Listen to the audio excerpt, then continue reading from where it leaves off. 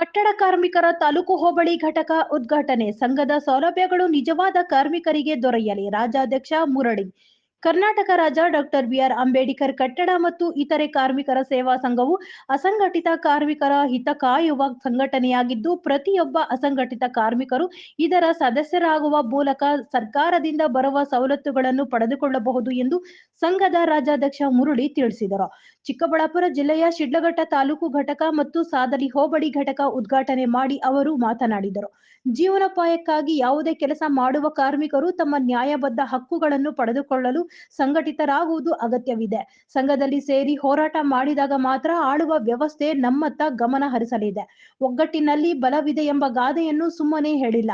ಕರ್ನಾಟಕ ರಾಜ್ಯ doctor B R Ambedkar ಕಟ್ಟಡ ಮತ್ತು ಇತರೆ ಕಾರ್ಮಿಕರ ಸೇವಾ ಸಂಘವು ಸಮಾನ ಮನಸ್ಕರ ಒಕ್ಕೂಟವಾಗಿದ್ದು, ಇಲ್ಲಿ ಸಂಘಟಿತರಾಗುವ ಮೂಲಕ ಧೈರ್ಯವಾಗಿ ನೀವು ಹಕ್ಕುಗಳನ್ನು ಪಡೆಯಬಹುದು ಎಂದರು. ಶಿಡ್ಲಘಟ್ಟ ತಾಲೂಕಿನ ದಿಬ್ಬೂರಹಳ್ಳಿ ಗ್ರಾಮ ಪಂಚಾಯಿತಿಯ ಚಿಂತಾಮಣಿ ವೃತ್ತದಲ್ಲಿ ಡಾಕ್ಟರ್ ಬಿಆರ್ಎ ಕಟ್ಟಡ ಕಾರ್ಮಿಕರ ಸಂಘದ ತಾಲೂಕು ಘಟಕ ಹಾಗೂ ಹೋಬಳಿ ಘಟಕ ಕಚೇರಿ ಉದ್ಘಾಟನೆ ಕಾರ್ಯಕ್ರಮದಲ್ಲಿ ಮುಖ್ಯ ಅತಿಥಿಯಾಗಿ ಆಗಮಿಸಿದ ಪಿಎಲ್ಡಿ ಬ್ಯಾಂಕ್ ಅಧ್ಯಕ್ಷ ರಾಮಚಂದ್ರಪ್ಪ ಮಾತನಾಡಿ, ಅಸಂಘಟಿತ ಕಾರ್ಮಿಕರಾದ ನೀವು ಸಂಘಟನೆ ಮಾಡಿ ಕಟ್ಟಡ ಕಾರ್ಮಿಕರಿಗೆ ಸೌಲಭ್ಯಗಳನ್ನು ಕೊಡಿಸಿ. ಆದರೆ ಕಟ್ಟಡ ಕಾರ್ಮಿಕರ ಹೆಸರಿನಲ್ಲಿ ಯಾರ್ಯಾರೋ ಸೇರಿಕೊಂಡು ಗುರುತಿನ ಚೀಟಿ ಪಡೆದು ಸರ್ಕಾರಕ್ಕೆ ವಂಚಿಸಬಾರದು.